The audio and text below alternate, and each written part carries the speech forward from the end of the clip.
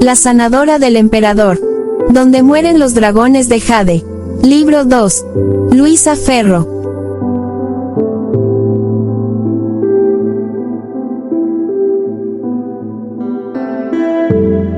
A la memoria de mi abuela Brígida, una luchadora que vivió la guerra. A la memoria de mi hermana Merce, que luchó y perdió la batalla. Para mi hermana Ana, que está luchando y sé que ganará. Para mi hija Itziar, aprendiz de luchadora.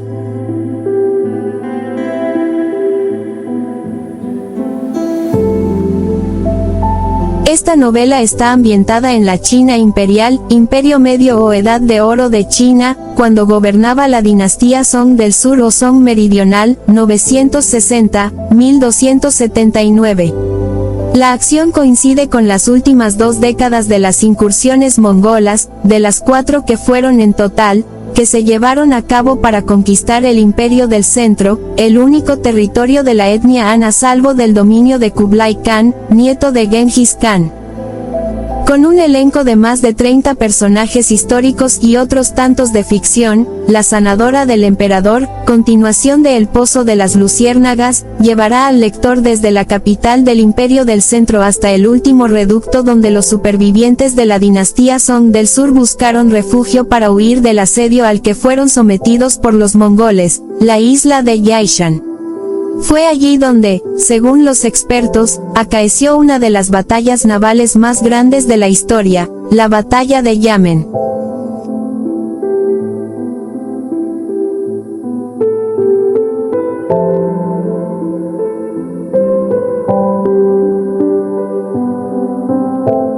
Para la romanización, tanto de los nombres propios chinos como de topónimos o localismos, he utilizado los sistemas Wade, Giles y Pinyin.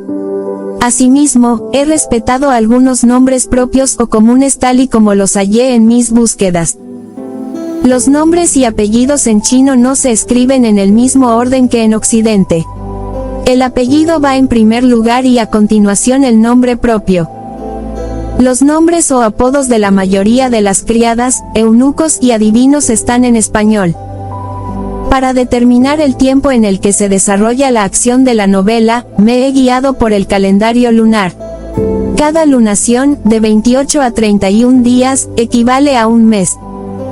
Al final del libro figura un glosario para indicar el significado de algunas palabras y expresiones chinas.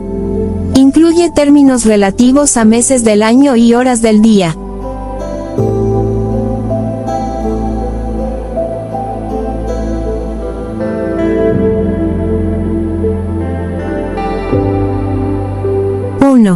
Tras la muerte repentina de nuestro emperador, rodaron cabezas. La corte ordenó asesinar a todo aquel, ya fuese príncipe, noble o terrateniente, que hubiese dado muestras de deslealtad en algún momento. Ello se llevó con la máxima reserva para que no cundiera el pánico entre la población, ya bastante temerosa a causa de la guerra. Muchos altos cargos prefirieron suicidarse antes de ser ejecutados, para no llevar el deshonor a sus familias. Tras aquel episodio, no dudé en absoluto de que detrás de la misteriosa muerte del Hijo del Cielo se escondía la traición, aunque la verdadera causa jamás saldría a la luz. A los ojos del mundo, el emperador Duzong había colapsado de forma súbita. Con su muerte terminaba la era Shangchun. Fue el 15º emperador de la dinastía Song del Sur y su reinado había durado 10 años. Las campanas de los templos a orillas del lago del oeste repicaron 30.000 veces. Durante los 100 días que duró el luto oficial se prohibieron bodas, cualquier tipo de música y espectáculos. La corte vestiría de blanco y los hombres no podrían afeitarse. El ataúd de su majestad fue construido en madera preciosa y pintado 49 veces con laca dorada. Su interior se forró con 13 capas de seda bordada con dragones. Permaneció expuesto en un salón de la ciudad imperial para que tanto la corte y los altos funcionarios, así como los miembros de las casas principales del imperio, desfilaran ante él y le rindieran honores. El ritual para señalar el ascenso al trono del príncipe Yao Xian, de 4 primaveras, único hijo vivo de la emperatriz viuda Quan, se realizó cuando el cuerpo del difunto emperador fue trasladado al ataúd, aunque la ceremonia y los festejos de la entronización se producirían tras el periodo de luto. Se negoció una tregua de 2 lunas con los mongoles para las exequias. Un edicto desveló el nombre imperial del emperador niño, Gongdi, y la nueva era de su reinado, Diyu. Otro decreto anunció los nombramientos, en calidad de regentes, de la emperatriz viuda Xie, la cual llevaría a partir de ese momento el rango de gran emperatriz viuda, y la madre del emperador niño, la emperatriz viuda Quan. En respuesta a la demanda de la corte para que detuviese el avance enemigo, Jia Sidao fue designado comandante en jefe del ejército del imperio y reclutó a muchos generales que estaban en la reserva. Se lanzaría una gran ofensiva para aplastar lo que los mongoles habían dado en llamar la campaña de los ríos, destinada a apoderarse por completo de los cursos de los ríos Han y Yangtze, conquistando para ello todas las ciudades, pueblos y aldeas que encontraran a su paso hasta llegar a Linan. Ante el inminente peligro que se cernía sobre el imperio, la gran emperatriz viuda Xie hizo un llamamiento al pueblo Song. En él instaba a que formaran ejércitos para defender al emperador niño de los bárbaros. La gente de Linan estaba dividida. La muerte repentina del emperador Duzong había causado una gran conmoción y el caos desatado en la corte fue visto por los grandes comerciantes como un signo de debilidad de nuestro imperio. Ellos querían entregar la ciudad a los mongoles para salvaguardar sus haciendas y sus bienes. El resto de la población apoyaba a la dinastía. Cada vez que los rumores de la llegada de los mongoles cobraban fuerza, había sangrientas reyertas entre ellos. Y no solo ocurría esto en la capital, otras grandes ciudades portuarias, como Guangzhou, ya habían soportado muchos desórdenes. No se hablaba de otra cosa en los corrillos de los puestos de comida y en las casas de té. Incluso entre los pacientes de la farmacia de la Tortuga Negra. Cada día llegaban más campesinos huyendo de los pueblos y aldeas atacados. Contaban cosas terribles, masacres de familias enteras cuyo único pecado había sido defender sus tierras. La economía se vio afectada por la guerra. Comenzaron a llegar a la farmacia pacientes que no podían pagar con dinero en efectivo. Muchos lo hacían en especie, gallinas, gansos, carnes en salazón, huevos. Las fiestas populares también acusaron la falta de recursos y el luto oficial. Por aquellas fechas se celebraba el Festival de los Fantasmas. Este se llevó a cabo de la misma forma que en años anteriores, pero se suspendieron las obras de teatro al aire libre. Aún así, toda la familia Cao disfrutamos de un día especial, en el que la unión de los vivos rendía tributo a las almas de los olvidados, de aquellos que habían muerto sin recibir los ritos funerarios y regresaban al mundo terrenal convertidos en fantasmas hambrientos. Cao Ren nos llevó hasta la orilla del río Qiantang y soltamos farolillos blancos en forma de flor de loto para que fueran arrastrados por la corriente y, de ese modo, guiaran a las almas perdidas de vuelta al inframundo. Fue un espectáculo de luces muy hermoso. Las semanas que siguieron las viví con intensidad, saboreando cada nuevo día entre la expectación de mi próxima marcha a la ciudad imperial, la familia, mis pacientes y mis necesidades de instrucción médica. Yo sabía que Mariposa Blanca esperaba gemelos y necesitaba recabar información detallada sobre el desarrollo de un parto gemelar y los pormenores que podían surgir, tanto en el último periodo de embarazo como en el parto en sí. Leía todo lo que estaba a mi alcance. Cuanto más estudiaba sobre el tema, más crecía mi ansiedad. Reconocí que se me planteaba un reto bastante importante al haber aceptado ayudar a nacer a los hijos de Mariposa Blanca y que la única capaz de guiar mis pasos para evitar errores sería la anciana matrona tía Mei. Ella llevaba media vida trayendo niños al mundo y era la voz de la experiencia. Pedí a Longyan que fuera a buscarla y la trajera a la consulta. Compraré alguna chuchería para acompañar el té, me dijo. Al poco tiempo regresó con ella. La anciana dejó en el suelo su cesta y un pequeño taburete de 3 patas que solía utilizar para sentarse en los partos, y se dejó caer pesadamente en una de las butacas. Era una mujer oronda, de labios prietos, rostro curtido por el sol y mirada penetrante. Imagino que no me habrás hecho llamar para que te cuente mis achaques de vieja, niña, dijo con voz áspera. Quienes no la conocieran pensarían que tía May tenía muy mal carácter. Su talante solía ser recio, pero en el fondo era buena mujer, aunque intentara demostrar lo contrario. No te entretendré mucho, tía May. Dispongo de poco tiempo, rezongó. Tengo que atender un parto. Se trata del 12º hijo de la mujer de un vendedor de velas. A poco que me descuide, lo habrá parido en cualquier parte. Le expliqué que necesitaba solventar unas dudas en referencia a un parto gemelar y que precisaba su total reserva al respecto. Ella entornó los ojos con suspicacia. ¿Quién espera gemelos, la primera esposa de tu marido o la concubina imperial? No me preguntes, tía May. Me hago cargo. Echó mano de su abanico y pidió a mi eunuco que le sirviera una taza de té. Luego, dirigiéndose a mí, añadió, que sea de violetas. La concubina de tu padre lo elogió bastante. Longyan se apresuró a prepararlo. Nos trajo una bandeja de empanadillas de carne y buñuelos de tofu que acababa de comprar en uno de los puestos callejeros, pues conocía los gustos de la anciana matrona. Ella me fue hablando mientras comía. Lo primero que debes saber es que, de cada 100 niños que nacen, la mitad mueren. Unos llegan a este mundo sin vida y otros la pierden antes de cumplir el primer año. Pensé que sería buena idea recoger toda su sabiduría en un pequeño cuadernillo para uso privado. Con las primerizas puede una esperarse cualquier cosa, prosiguió. Las hay que no colaboran porque tienen miedo al dolor y ni siquiera empujan. Otras se ponen histéricas, gritan igual que endemoniadas, se tiran de la cama y se espachurran la barriga contra el suelo esperando que así el crío salga solo. A esas se las calma con un buen par de cachetes. Es la única manera de que entren en razón. No me veía dando un par de bofetadas a Mariposa Blanca, la verdad. Sin embargo, en los partos de gemelos el problema es el tiempo. Cuanto más tarde en salir el primero, menos posibilidades tendrá el segundo.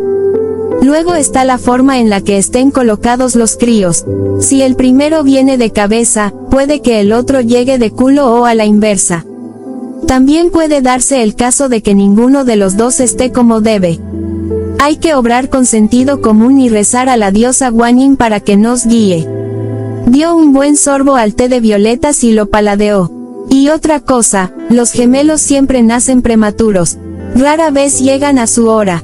Recuerdo que siendo yo muy jovencita tuve que abrir a la madre para sacar a los hijos vivos. Ella murió a las pocas horas. Abrí los ojos horrorizada. No pongas esa cara, niña, rezongó mostrándome una dureza que pensé que no sentía. Una matrona no tiene más remedio que hacer lo que quieran el padre y la suegra. Ninguno de los dos me pedirá que salve a la madre ante la esperanza de que el recién nacido sea varón. Y, de pedírmelo, tendría que hacer una carnicería para sacar al niño. No quieras saber lo que es eso. Se me erizó el vello de la nuca con solo pensarlo. ¿Cómo sacarían al niño del útero de su madre sino haciéndolo pedazos? Era algo monstruoso. Te has quedado pálida, niña. No ha sido mi intención asustarte. Es mejor que no hable tanto y que seas tú misma la que vea de qué modo nacen las criaturas en Linan. Acompáñame durante unos días y aprenderás más de lo que esta anciana pueda contarte con su torpe lengua y de las enseñanzas de esos libros tan gordos que lees. Cada día atiendo 2 o 3 partos. Antes de aceptar su proposición, pedí a Longyan que comprobara los pacientes que tenía para la tarde. No había ninguna consulta programada y, de surgir alguna, Ren podría atenderla. Iremos contigo, tía May. Pues démonos prisa. La señora Wang ya tiene que estar a punto de parir. Tuve que apresurar el paso para seguirla. Sus pies grandes eran rápidos a pesar de la edad. Longyan quiso llevarle la cesta y la banqueta, pero ella se negó en redondo. Se detuvo frente a una casa de 2 plantas con el tejado desvencijado y un aspecto descuidado. Estábamos muy cerca de los barrios pobres. En el patio osaban una cerda y sus crías entre los restos de la basura, el hedor era muy fuerte. 7 niños, medio desnudos, perseguían algunos pollos. Se nos cruzaron por medio y tía May los espantó con un aullido. Una niña nos esperaba en el umbral. Nos saludó con una inclinación de cabeza y nos guió hasta la escalera de acceso a la planta alta. Longyan se quedó en el patio. Enseguida se vio rodeado de niños que lo miraban con gran curiosidad. Subimos al primer piso y entramos en la habitación más cercana. Una mujer de unos 50 años estaba a 4 patas al borde de un pobre jergón. Tía May dejó su cesta encima de una mesa atestada de bártulos. Preguntó si estaban listas el agua caliente y las toallas. Varias jóvenes asintieron señalando una mesita cerca del lecho. Meneó la cabeza satisfecha y colocó la diminuta banqueta de 3 patas a los pies de la cama. Sacó de su cesta un enorme delantal. La ayudé a colocárselo y me puse mi bata de médico y los manguitos para cubrirme los antebrazos. Ambas nos lavamos las manos y ella se sentó en su taburete. Niñas, necesito que vuestra madre esté más cerca de mí. Ayudadla. Ellas obedecieron de inmediato, mientras tía May se dirigía a la señora Wang como si fuesen viejas amigas. Te dije que estás mayor para tener más criaturas, tía Wang. Ya veo que te gusta el calorcillo que te da tu marido por las noches, ¿no es eso? Las jovencitas sofocaron la risa, con el rostro arrebolado. Pues otro bebé más y los dos os iréis a beber de las fuentes amarillas. Tu matriz se ha estirado y encogido tantas veces que la pobre está igual de agotada que un viejo fuelle al que se le escapa el aire por todas partes menos por el pitorro. Creo que la mujer ni la escuchó, concentrada en empujar sin que la anciana matrona se lo hubiese ordenado. De 2 empujones dio a luz a un varón. No hubo desgarro y el niño lloró por sí solo. No sé ni para qué vengo, tía Wang. Rezongó la anciana apresurándose a cortar el cordón umbilical. Limpió los orificios al bebé, lo envolvió en una toalla y se lo entregó a la madre. Me maravilló la cara de felicidad de aquella mujer al recibir a su 12º hijo. Cualquiera hubiese pensado que era el primero. Empecé a preguntarme qué se sentiría al ser madre. Debía de ser algo muy grande y hermoso para lograr que las mujeres olvidaran el tremendo dolor físico que habían experimentado. Tía May procedió a darle un masaje en el vientre. Poco después, la madre comenzó a temblar de manera incontrolable. Le castañeteaban los dientes. Estaba tan pálida que parecía una muerta y tenía los labios morados por el frío. Pensé que tal vez se tratara de una hemorragia interna y me apresuré a preguntárselo al oído a la anciana para no asustar a la parturienta ni a sus hijas, pero la matrona chasqueó la lengua y dio un manotazo al aire para restar importancia a mi exceso de celo. Esto es más normal de lo que puedas creer, niña, me explicó mientras tapaba a la señora Wang con varias colchas gruesas. Se le pasará pronto. ¿Puedo prepararle una infusión de jengibre para que entre en calor?, insistí un tanto temerosa. Te digo que se le pasará. Deja obrar a la naturaleza.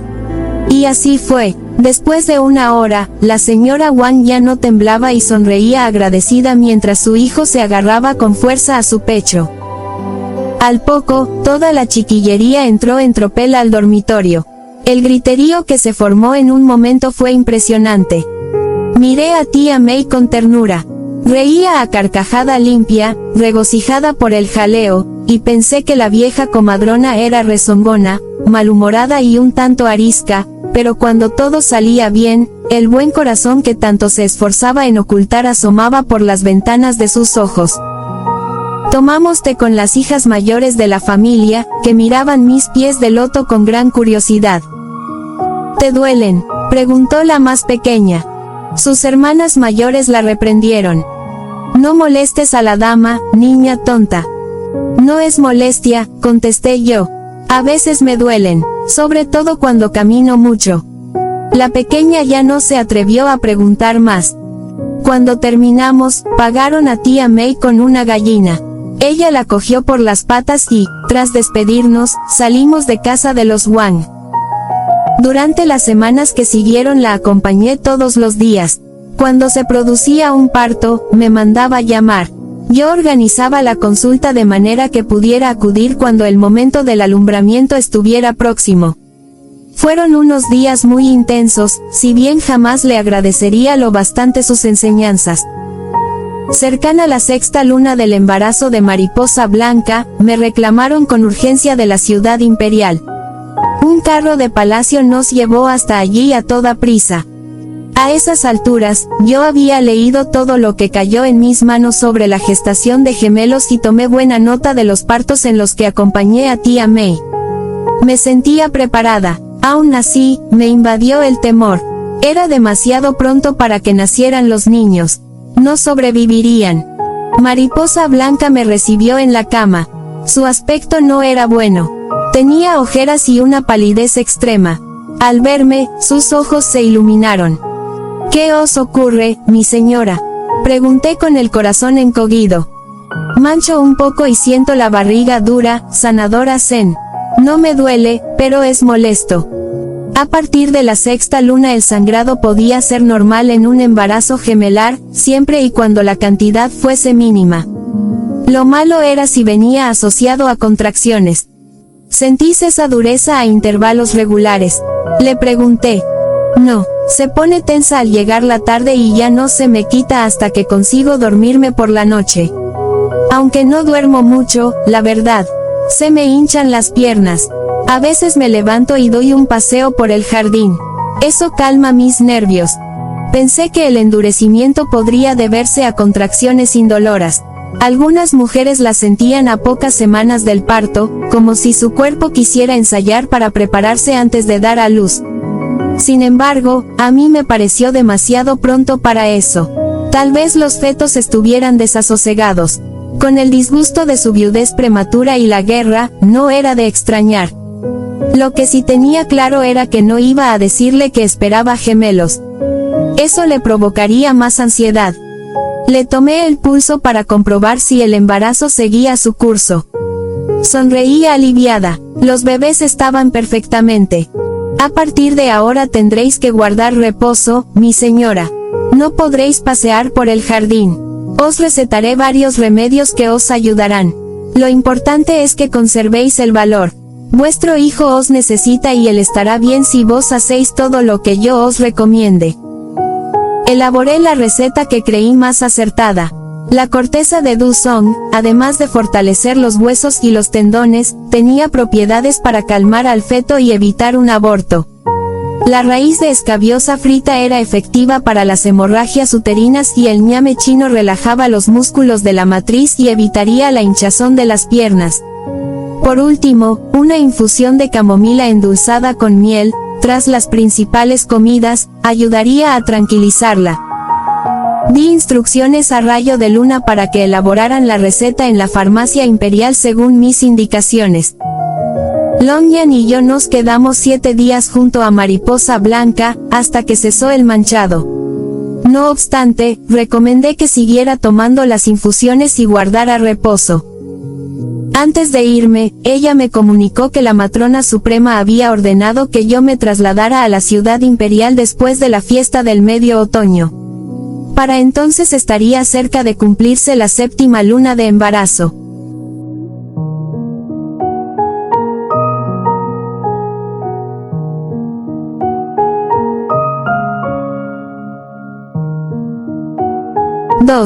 Sin apenas darme cuenta, llegó el mes del olivo oloroso, el 8º del calendario lunar. Estuve muy atareada en la consulta. La señora Chen me trajo varias pacientes nuevas y reanudé las rondas de partos con tía May para completar mi formación como matrona. El 15º día se celebraba la fiesta del medio otoño. Sería el último junto a los míos antes de partir a la ciudad imperial. Estaba dispuesta a disfrutar de la fiesta lo máximo posible.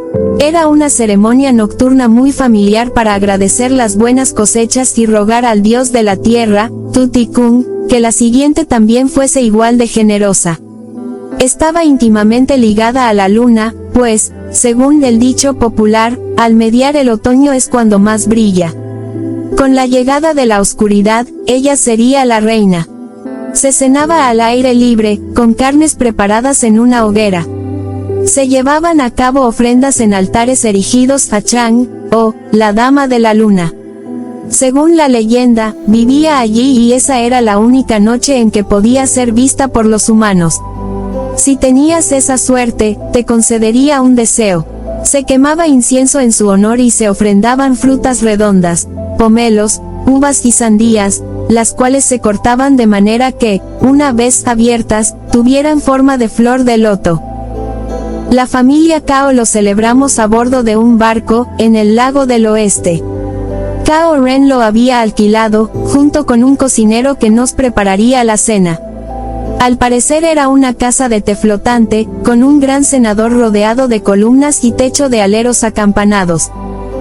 El luto por mi difunto marido, el maestro Cao, se había suavizado tras las primeras 3 lunas. Todos vestíamos ropajes grises en distintas tonalidades. Longyan ya estaba exento de llevarlo, al no ser un familiar directo. Aún así, se puso un discreto hanfu en tonos tierra, cuyos orillos llevaban cenefas de motivos geométricos. Se recogió el abundante cabello con un pasador de madera laqueada y una aguja haciendo juego. Estaba realmente encantador. Decidí que las gemelas nos acompañaran. Sería una experiencia maravillosa para ellas. Longyan les hizo unas trenzas con cintas de colores atravesadas en el cabello y se las enrolló a ambos lados de la cabeza. Llevaron el mismo hanfu que lucieron en mi cumpleaños. Al llegar al puerto vimos que el lago estaba a rebosar de barcos de recreo, plataformas flotantes y balsas de pescadores que no desaprovechaban la ocasión para vender anguilas, gambas, tortugas y peces. Contemplamos grandes bandadas de gansos salvajes que emigraban a tierras más cálidas. Sus graznidos llenaron el aire. Siempre me causaba una sensación de ensueño verlos volar en forma de flechas sobre nuestras cabezas. Pensé que el mundo latía inmutable a nuestro alrededor. Las estaciones se repetían una detrás de otra ajenas a la barbarie y la guerra de los hombres. El mar procedería con su equilibrio de mareas, y los días y las noches se sucederían ajenos al dolor. A un costado del muelle nos esperaba nuestra embarcación. La dama peonía estaba ya muy avanzada y no podía moverse con tanta facilidad, a pesar de que tía Fan la llevaba del brazo. Cao Ren anduvo atento y las ayudó a cruzar al barco. La anciana dama lo hizo en una silla de manos. Tía Wei y tía Lan se agarraron la una a la otra entre risas y grititos divertidos. Era difícil hacer equilibrios con nuestros pies de loto. Longyan nos ayudó a la dama Chiu y a mí. La barcaza estaba adornada con farolillos rojos y glicinias que se enredaban por las columnas del cenador. Atardecía y los colores ambarinos se mezclaban en las aguas del lago como una aguada de pigmentos. Nos sentamos en torno a una gran mesa donde habían servido jarras de vino y algunos aperitivos antes de comenzar con los platos fuertes. Esto me recuerda a mis viejos tiempos, dijo la anciana dama con una sonrisa en los labios. Hacía tantos años que no celebrábamos la fiesta del medio otoño, así que casi me dan ganas de llorar. Mi hijo era un gran hombre, pero no le gustaban las fiestas, ni los juegos ni las apuestas. Sin embargo, el talante de mi nieto es digno de elogio. No piensa más que en agradar a sus esposas y a su antepasada. Ya solo queda que organice una cacería y seré la anciana más feliz del Imperio del Centro. Tía Wei y tía Lan apoyaron esa propuesta con risas y palmadas. Se las veía felices, bebiendo vino a placer y comiendo con gran apetito. En casa del padre de Peonía se organizaban cacerías cada otoño, intervino tía Fan. Recuerdo con nostalgia a los hombres, con las botas llenas de barro, sudorosos, manchados de sangre. Por entonces no soportaba las cacerías. Ahora las echo de menos. Eran buenos tiempos aquellos. Sí que lo eran, respondió la anciana dama con añoranza. Las cosas ya no son como antes. Dejamos a las mujeres mayores rememorando otras épocas y los jóvenes nos dirigimos a cubierta dispuestos a divertirnos. Ren me enseñó a pescar con una larga caña de bambú. Lo pasamos muy bien, aunque no pesqué ni una tortuga, lo cual agradecí. Lluvia y Cascabel se sumaron a la diversión. Yo las miraba embobada. Estaban tan lindas y graciosas, corriendo y brincando por cubierta con sus pies grandes y perfectos, que me lamenté de mis torpes lotos dorados. Tras cenar, encendimos faroles blancos y dejamos que ascendieran por el aire. La luz de las linternas del resto de los barcos se reflejaba en las aguas tranquilas del lago y pudimos contemplar un gran espectáculo de luces. Las gemelas disfrutaron mucho. Jamás habían celebrado la fiesta del medio otoño en un barco de recreo y fue una experiencia increíble para ellas. Llegada la medianoche, contemplamos la luna. Longyan recitó varias poesías y cantó una balada muy hermosa acompañado al chin por la dama Peonía y la dama Chiu. Las embarcaciones de recreo que pasaban junto a nosotros se detenían para escucharlo. Ya de madrugada, el barco nos dejó de regreso en el puerto. Tío Pope nos esperaba en el carro para llevarnos al Pozo de las Luciérnagas. Una gran luna llena nos siguió en nuestro recorrido. Cuando llegamos, la dama Chiu se sintió indispuesta. Estaba mareada y tenía ganas de vomitar. Se retiró a sus habitaciones en compañía de su criada, Luna Misteriosa. Cao Ren intercambió conmigo una mirada de preocupación. Me apresuré a decirle que le prepararía una infusión y se la llevaría yo misma. Te lo agradezco, me dijo con una sonrisa afable. Ella se sentirá más cómoda contigo. Me dirigí a las cocinas, precedida de Longyan. También estaba preocupado. No sufras, mi buen eunuco. Seguro que le ha caído mal algo que ha comido. No lo creo, Amita. Lleva varios días así, aunque lo ha ocultado. Intenté tranquilizarlo mientras encendíamos un pequeño hornillo y preparaba una infusión de jengibre. En cuanto estuvo lista, Longyan la colocó en una bandeja y me acompañó hasta las casitas de las mujeres. Se quedó fuera para no perturbar a la dama Chiu. Su criada llevó la bandeja y se apresuró a dar la tisana a su ama. Yo me senté en una butaca cercana al lecho y esperé a que se la tomara. ¿Os encontráis mejor, hermana? Sí, aunque todavía siento el estómago revuelto. Si os parece bien, os tomaré el pulso. Puede que solo se trate de una indigestión. Ella accedió de buen grado. Coloqué una pequeña almohadilla bajo su muñeca y me concentré en sentir los latidos de su corazón. No pude ocultar mi asombro al percibir la suavidad de la sangre bajo la yema de mi dedo. Era un latido redondo y fuerte, como una onda. Se trataba del pulso de Perla. ¿Tenéis algún retraso en vuestro ciclo lunar? Le pregunté sin sacudirme todavía la perplejidad. Ella se ruborizó, pero sus labios se curvaron en una franca sonrisa. Va para 3 lunas. Enarqué las cejas. Entonces solo puedo daros la enhorabuena. Estáis embarazada, dama Chiu. Sus ojos se iluminaron. Jamás pensé que sería tan fácil. Nuestro Señor solo me visitó una noche. Reconocí que sentí una especie de alivio al escuchar aquello. ¿Significaba eso que a Cao Ren no le interesaba en absoluto la dama Chiu como mujer? ¿Que solo habían mantenido trato carnal para que ella concibiera un hijo, al margen de sentimientos mutuos? Sois muy afortunada, hermana. Y muy fértil, por lo que veo.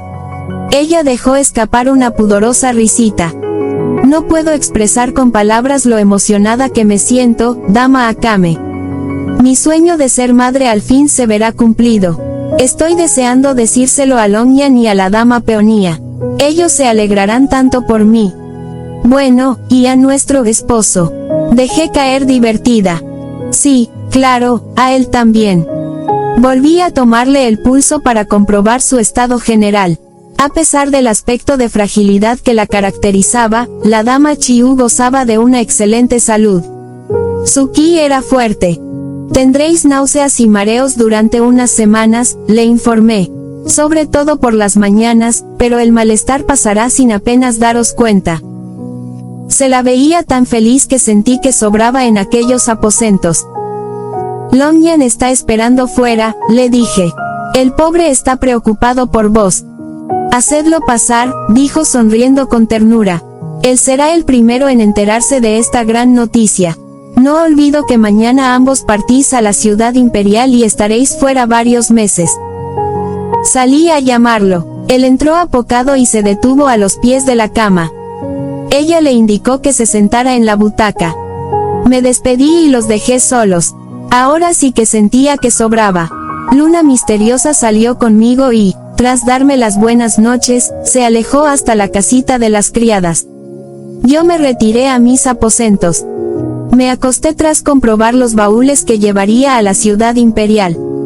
Mas el sueño me rehuía. No dejaba de pensar que al día siguiente partiría y en todo lo que dejaba atrás por unos meses, mi familia, la consulta, mis pacientes, Cao Ren. El destino me había regalado algo muy parecido a la felicidad y tenía que admitir que aquella renuncia me estaba costando asumirla, a pesar de la emoción que me embargaba por superar los retos que me esperaban en el gran interior. Cansada de dar vueltas en el lecho, me levanté. Me puse un songi y salí a mi jardín privado. Todavía hacía calor. Miré el cielo. La luna estaba preciosa. Brillaba con un halo especial. Su luz se posaba mansamente en los arbustos de osmanto, que estaban en plena floración otoñal. Pensé en la dama de la luna. ¿Me concedería ella mi deseo más secreto? Oí unos pasos a mi espalda. La brisa trajo hasta mí el perfume de Cao Ren. Me sobresalté, pero no me volví. Veo que no soy el único que permanece despierto, dijo acercándose a mí. ¿Se encuentra bien la dama Chiu? Se trata de una indigestión sin importancia, mentí. No me correspondía a mí darle la noticia de que iba a ser padre. Él asintió con la cabeza y sonrió por toda respuesta. Me tomó por los hombros, echó a un lado mi espesa melena y me besó la nuca. Sus labios eran cálidos y acogedores. Tu cabello es como una cortina de azabache, musitó. Deslizó el escote de mi hanfu hasta los hombros y los recorrió con sus labios a pequeños besos. Sus manos resbalaron hasta mi cintura. Inhaló mi perfume. Su aliento me envolvió la piel. Jamás podré oler el aroma de los lirios sin acordarme de ti, susurró mientras me besaba el cuello. Anhelaré tu fragancia cada día. En la consulta, en el jardín de la farmacia. Cada noche, en este mismo lugar. Busqué sus ojos, los tenía entornados por el deseo. Me atrajo hacia sí con suavidad. Quise dar un paso atrás, esquivar sus brazos, pero lejos de eso me apreté más a él buscando su cálido contacto. Con mi gesto, la barrera de formalidad que nos había separado hasta entonces se desmoronó como una torre de arena. Ren guió mi barbilla para que lo mirara a los ojos. En ellos leí amor, refugio, esperanza, anhelo. Reclamó mis labios, los rozó levemente varias veces. Yo entreabrí los míos sedienta del dulce sabor que prometían y nos fundimos en un profundo beso. Un estremecimiento recorrió todo mi ser. Las piernas me temblaron, pero él me sujetó con fuerza. Besarlo fue calmar una sed insaciable. Como si mis labios fuesen tierra seca y los suyos lluvia que cala. Ren era fuego y era agua. Mi piel ardía mientras me besaba el mentón y recorría con su boca la línea de la clavícula y el comienzo de mis senos. Me los besó a través de la seda del songi. Su lengua trazó círculos alrededor de los pezones. Un calor sofocante ascendió desde lo más profundo de mi vientre hasta la garganta. Eché la cabeza hacia atrás y dejé escapar un gemido. Estaba tan aturdida por las sensaciones que él estaba despertando en mí que noté que perdía el contacto con la realidad. Me tomó en brazos y me llevó hasta la cama. Que los dioses tengan piedad de mí, pensé. Me estaba rindiendo a sus caricias. En mi interior, el temor luchaba contra el deseo, pero supe cuál de los dos había perdido la batalla cuando Ren me tumbó en el lecho con suavidad y comenzó a desnudarme con urgencia. Sus labios abrazaban. Él olía a sándalo y a sudor limpio. Vibré ante el sabor de su boca, la tibieza que emanaba, el ligero temblor de su voz al susurrarme al oído. Cuánto he deseado tenerte entre mis brazos, esposa mía. Te anhelo desde el primer día que te conocí. Eres la criatura más hermosa que he visto jamás. Todo mi cuerpo se deshacía a cada palabra suya. Yo era incapaz de hablar. Me apreté más contra él. Sentía la dureza de su sexo en el vientre, una humedad que ardía. Los latidos de su corazón contra mi pecho. El tacto de sus manos recorriendo incansables cada rincón de mi piel. Las mías, tímidas aún, acariciaban su espalda y se enredaban en su largo cabello. Una ansia dolorosa me hizo temblar. Él, obedeciendo a mi deseo, me penetró muy despacio. Contuve el aliento cuando lo sentí dentro de mí. Ahogué un gemido de plenitud y me aferré a su espalda, presa de un anhelo jamás sentido. Sus embestidas fueron lentas y profundas al principio, pero tomaron ritmo a medida que mi espalda se curvaba, cautiva ya de un pulso que fue creciendo en mi interior, mientras él me susurraba promesas secretas con la voz ronca de pasión. Me sentí invadida por algo más fuerte que yo misma. Mi cuerpo se sacudió hasta casi asfixiarme. Ren se arqueó sobre mí y lanzó un grito de placer. Ya no podía pensar, solo sentir. Cuando nuestros cuerpos se relajaron, permanecimos abrazados, sin movernos, sus ojos en los míos, respirando a bocanadas, con los corazones desbocados y la piel reluciente de sudor, hasta que rodó y se quedó a mi lado. Añoré de inmediato el peso de su cuerpo sobre el mío, el sabor de sus labios, la suave caricia de sus dedos. Nos mantuvimos largo rato en silencio. A través de la ventana nos llegaba el perfume del azahar y del laurel, el canto de los grillos y el de los ruiseñores. Te amo, Akame, me susurró al oído mientras me acariciaba el rostro con ternura. Iba a responderle, pero acalló mis palabras con otro apasionado beso. Tal vez pensara que no lo amaba y que mi respuesta iba a ser una fórmula manida obligada por mi condición de esposa. Metí los dedos entre sus cabellos para retenerlos cerca de mi cuerpo. Era amor la sensación que me embargaba por completo. El ansia, la necesidad, el vértigo, la sumisión a sus caricias. Ren pareció leer mis pensamientos, adivinar mi urgencia por sentirlo de nuevo dentro de mí. Se entregó sin tregua, como si aquella fuese la última noche de nuestras vidas, hasta que el sueño nos venció cercano el amanecer. Cuando desperté, nuestros cuerpos aún estaban enlazados. Él todavía dormía, su respiración era como el dócil roce del mar al tocar la orilla. Me pareció un sueño que estuviera a mi lado desnudo. Elevé la cabeza para mirarlo en todo su esplendor. Me pareció que tenía un cuerpo muy hermoso. Posé mi rostro en su pecho y sentí que no deseaba estar en ninguna otra parte. Él era mi hogar.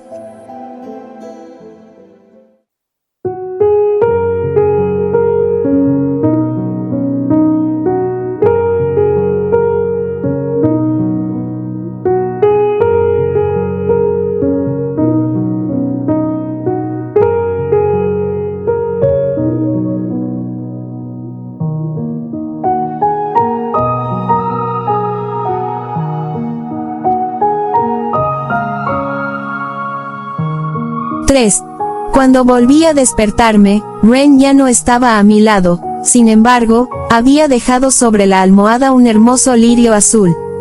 Aspiré su aroma y mi mente rememoró las escenas más tórridas de la noche anterior. Un remolino de emociones hormigueó en mi estómago. Había temido tanto que llegara el momento de yacer con Ren, pero el miedo había dejado paso al deseo de amar y ser correspondida.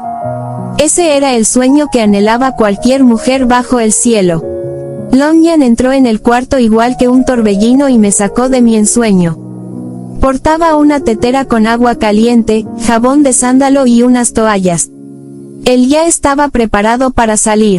Se había vestido con un elegante y discreto hanfu de un gris azulado y llevaba un futon negro. Dejó todo en el tocador y se sentó al borde de la cama con una sonrisa cómplice. «Qué hermoso detalle por parte del amo», dijo mirando el lirio que yo sostenía con delicadeza. Me sonrojé. La noticia de mi encuentro con Ren había corrido como un reguero de agua por toda la mansión. Fue amable y atento. Me preguntó, ¿os ha hecho feliz? Sí, mucho. Digamos que no tuve que fantasear con la idea de que yacía con un joven de carnes prietas y manos afectuosas, dije parafraseando uno de los consejos bien intencionados que me dio Longyan cuando me iba a casar con el maestro Cao. Ren es todo eso y más. El cielo os sonríe, Amita. Este humilde siervo se alegra por vos. Y a ti, Longyan, también te sonríe el cielo. También. Anoche canté nanas para el hijo de la dama Chiu hasta la madrugada. Soy consciente de que ella pertenece al amo y que lleva en su seno a su hijo. No estoy ciego, y aunque no fuese así, sé que jamás podría darle el amor que merece porque no soy un hombre completo, pero me conformo con que me deje estar a su lado, me sonría y me prodigue su cariño con tiernas miradas. Creo que disfruta de mi compañía y eso es mucho más de los que otros hombres enteros podrían desear. Siento que ella es mi alma gemela. Si ambos fuésemos libres. Dejó caer aquella frase con los ojos brillantes de emoción. No era una renuncia. En sus ojos había esperanza. Respiraba felicidad. Tal vez fuese una felicidad humilde, no del todo plena, pero al fin y al cabo felicidad. ¿Acaso no era lo que buscábamos todos? Y ahora, Amita, volvamos a la realidad. Proceded con vuestras abluciones y vestíos. Ha llegado la hora de despedirnos de nuestra familia. Nos esperan en la entrada. Los baúles ya están en el carro. Aguardaré fuera para no entreteneros con mi cháchara. Nuestra familia, pensé sonriendo. Ahora sí que sentía que tenía un verdadero clan. Cuando estuve dispuesta me dirigí al patio de entrada. Allí me esperaban mis hermanas, además de tía Fan y Ren. La anciana dama y las antiguas concubinas tía Wei y tía Lan no estaban. Imaginé que la bebida y la copiosa comida de la fiesta les habrían provocado malestar y estarían aún acostadas. Los criados se habían alineado en una larga fila. Me saludaron con una inclinación de cabeza a medida que avanzaba por el largo soportal de columnas cuadradas. Al llegar donde estaban Lluvia y Cascabel, dieron un paso al frente y me entregaron un hermoso ramo de flores otoñales. 5 bendiciones, Amita, exclamaron al unísono. Cascabel le entregó una hermosa gardenia a Longyan para que se la colocara en el fruto y escuché que le susurraba al oído, de parte de la dama Chiu. Fue un momento muy emotivo. Sentí el cariño y la admiración de las mujeres de mi casa. Eso hizo aún más difícil la despedida. Tía Fan me dio 1000 consejos sobre a qué dioses rezar, cómo comportarme y de qué hablar en presencia de las damas de la corte, mientras el llanto hacía presa ya en todas nosotras. Ren fue el último en despedirse de mí. Me acompañó hasta el carro. Compuso una sonrisa triste y me besó en la frente. Yo lo miré a los ojos y quise que leyera en los míos los fuertes lazos que ya nos unían como esposo y esposa. Deseaba con toda mi alma quedarme en el pozo de las luciérnagas junto a él. 5 bendiciones, mi dama, me susurró con una inclinación de cabeza. No dudo que desempeñarás tu labor con entrega y sabiduría. Luego se despidió de mi eunuco.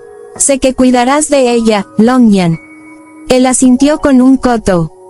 Me ayudó a subir al carro y, a una orden suya, tío Pope arreó los caballos. Antes de cruzar las puertas, mi última mirada fue para Ren. Quería retener su imagen impresa en mi memoria. A medida que el carro avanzaba, el aroma de la ciudad fue quedando atrás. Un olor a leña, a incienso, al vapor que desprendían los puestos de fideos, mezclado con el ocasional perfume de los aceites esenciales o el de los jardines. Al atravesar las puertas de la ciudad imperial también me despedí de mi libertad por unos meses, pero abracé mi reclusión con entusiasmo, pues entraba para servir como médico de Mariposa Blanca y traería al mundo a los hijos del difunto emperador Duzong. Un honor impensable para una humilde muchacha de 18 primaveras. Después de varias semanas en la ciudad imperial empecé a tomar constancia del mundo que me rodeaba en el Hogong. En el gran interior todo se regía por estrictas normas de conducta y me costaba bastante acostumbrarme a ellas. De hecho, aunque hubiera vivido allí varios años, me hubiese sido imposible aprenderlas todas. Una de las costumbres que más me impresionaron los primeros días fue que, al llegar la noche, los eunucos de guardia voceaban la llamada de anochecer. Era el aviso de que todas las puertas de la ciudad imperial debían ser cerradas. Resultaba inevitable sentir una especie de vértigo al oír el estruendo acompasado de los pesados portones y el de los grandes trinquetes. Un profundo silencio se adueñaba entonces de todos los palacios, avenidas, caminos y pasadizos. Era cuando más sentía la ausencia de Longyan, ya que dormía en las alcobas destinadas a los eunucos, 3 salas más allá de mis aposentos. Para él tampoco fue fácil acostumbrarse a las normas, ni a los desprecios y malos tratos que recibían sus hermanos. Ellos eran tan prisioneros como las concubinas y tenían prohibido salir del recinto de la ciudad imperial sin autorización. Los funcionarios los rehuían igual que si fueran apestados, algunas damas ordenaban que los azotaran al más mínimo fallo o con cualquier excusa, y otros eunucos con más categoría también mandaban flagelarlos simplemente por hacer valer su poder sobre otro ser humano. La mayoría caminaban encorvados y a pequeños pasos, como si realmente sintieran la necesidad de ser invisibles. Por suerte, mi eunuco era intocable. No estaba bajo el poder de nadie que no fuera yo misma, aunque sí debía atenerse a las mismas leyes y ordenanzas que el resto de los eunucos. Aún así, la mayor parte de las mujeres sentía una gran piedad por ellos y solían buscarlos a modo de consejeros, espías o paño de lágrimas. Era a ellos a quienes contaban los miedos más profundos de su corazón y los secretos más oscuros que guardaban en el alma. A los pocos días de llegar, comencé a trabar amistad con el médico de los eunucos, llamado Sol de Invierno.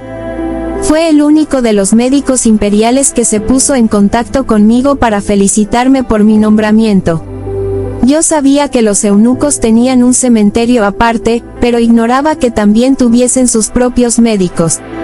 Quedé fascinada por la gran sabiduría que atesoraba en referencia a las enfermedades que afectaban a los emasculados.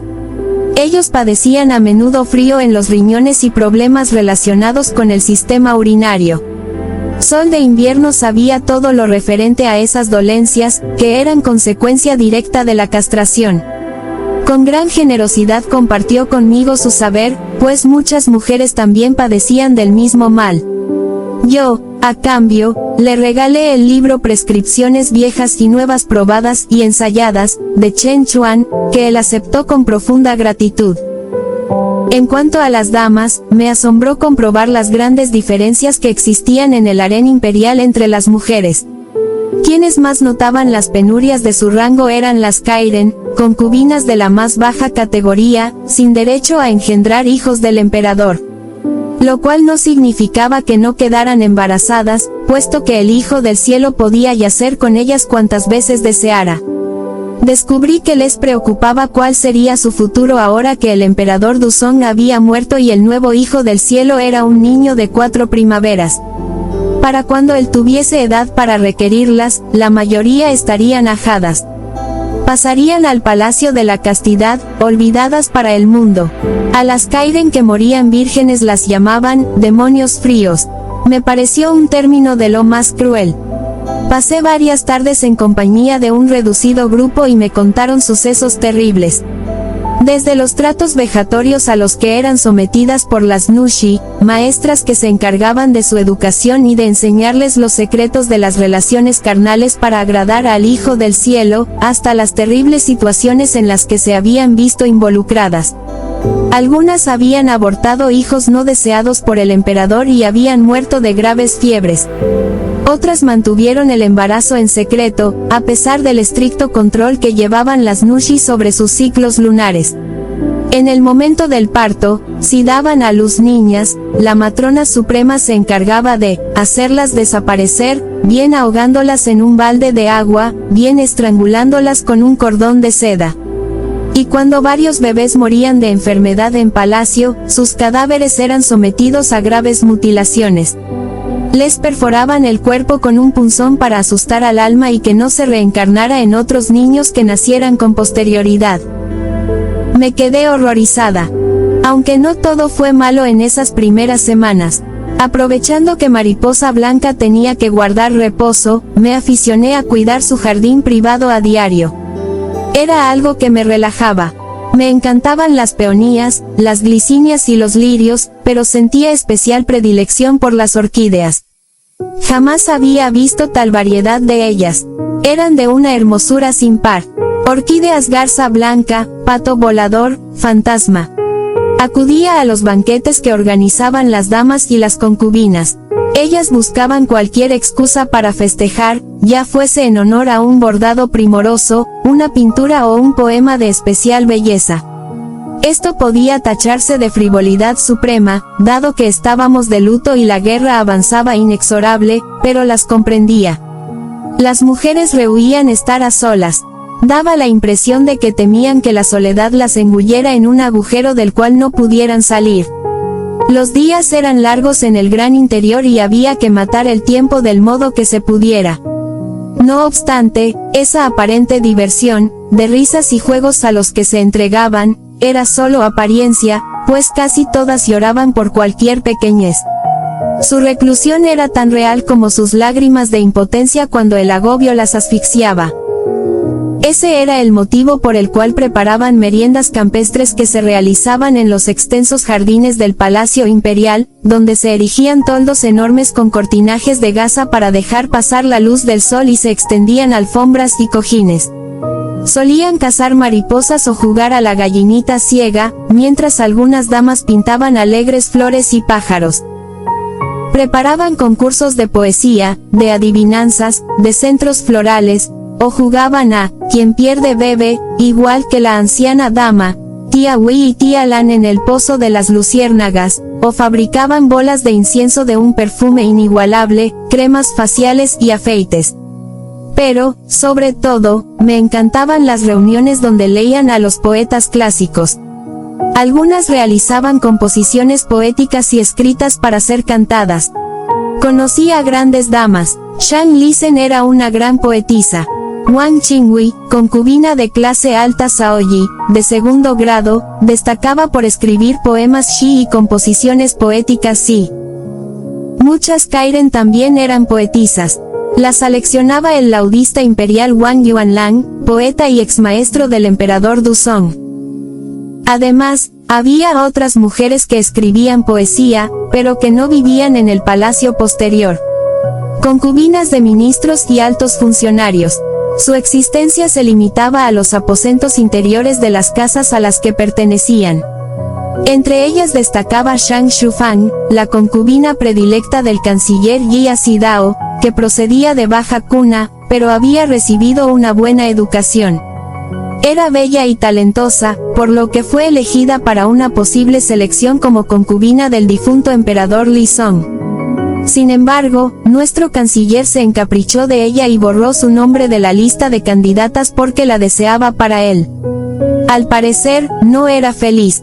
Expresaba su desdicha a través de sus poemas, los cuales llegaban hasta el Jogón por medio de los eunucos y de las criadas. Corrían de mano en mano. Las damas de Mariposa Blanca se los hacían llegar y ella los leía. Pobrecilla, dijo tras la lectura de uno de ellos. Aunque creo que, si hubiese llegado a ser concubina de nuestro difunto emperador, su vida no sería muy distinta. Seamos justas, mi señora, dijo una de sus damas. Jia Sidao no es un emperador, aunque a veces lo parezca. Se oyeron risillas maliciosas. Su villa, jardín de fragancias agrupadas, a orillas del lago del oeste, no tiene mucho que envidiar a algunos palacios de la ciudad imperial.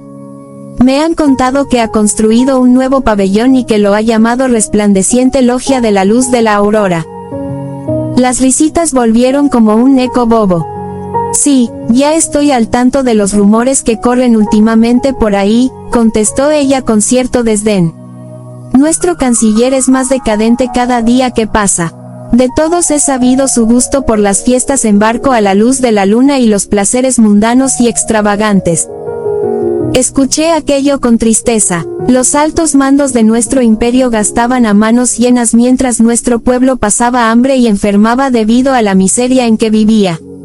El despilfarro era una constante en la corte. No había más que ver a diario la mesa de Mariposa Blanca, que, gracias a su título, tenía derecho a 99 platos distintos en cada comida. Cierto que regalaba las sobras a sus eunucos, a sus damas y a sus criadas, pero, aún así, era un dispendio inmenso. Por no hablar de la cantidad de rollos de seda, pieles, zapatos, cosméticos y joyas que recibía cada luna. Yo misma fui obsequiada con varios anillos de oro. Algunas damas me los regalaban a cambio de pequeños servicios de sanación o consultas sobre dolencias relacionadas con trastornos del ciclo lunar. Regalarse los anillos que se llevaban puestos era una costumbre extendida entre las mujeres de la corte. Era una manera de hermanarse. Fue así como llegué a la conclusión de que las damas evitaban consultar con los médicos imperiales por pudor, pues llevaban años padeciendo esas molestias. La madre de Mariposa Blanca, la dama Suyin, llegó pocas semanas después que yo. Sus rasgos eran delicados, con el óvalo de la cara en forma de corazón, igual al de su hija. Calculé que tendría alrededor de 50 años. Su pelo negro estaba salpicado por algunos mechones blancos que le daban un aire de distinción. Lo llevaba sujeto en un moño alto y sus adornos eran sencillos, pero exquisitos. Lamenté mucho que el protocolo no les permitiera tener una relación menos formal. El estatus de Mariposa Blanca era superior al de su madre y ésta se veía obligada a rendirle pleitesía. Su sumisión ante ella era absoluta. Me pareció una dama muy educada y atenta, instruida en las antiguas tradiciones.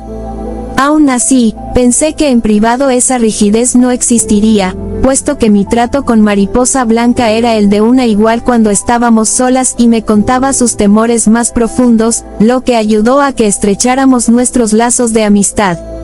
Fue así como me enteré de que tenía miedos nocturnos que le cubrían la piel de un sudor helado. Por más que la arropaba no conseguía que entrara en calor. Cuando esto ocurría, Rayo de Luna y yo velábamos su sueño hasta el amanecer. Una noche de tormenta, Mariposa Blanca se acostó en mi cama. Lo hizo a hurtadillas, con la ligereza de un suave soplo de aire para que yo no me despertara. Luego me echó el brazo por encima y me agarró la cintura con la misma suavidad. Sus hijos se removían dentro de su vientre. Yo notaba sus pataditas en mi espalda, a la altura de los riñones. Aquello me produjo una sensación indescriptible. Era la verdadera agitación de la vida. Al amanecer se marchó como había llegado.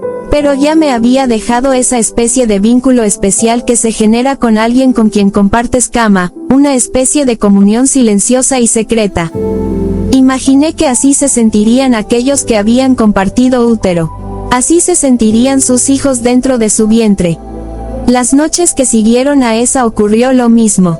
Lo achaqué a un nerviosismo previo al parto, pues el embarazo ya había rebasado las 7 lunas, los movimientos de los bebés eran menos frecuentes y el sangrado más intenso.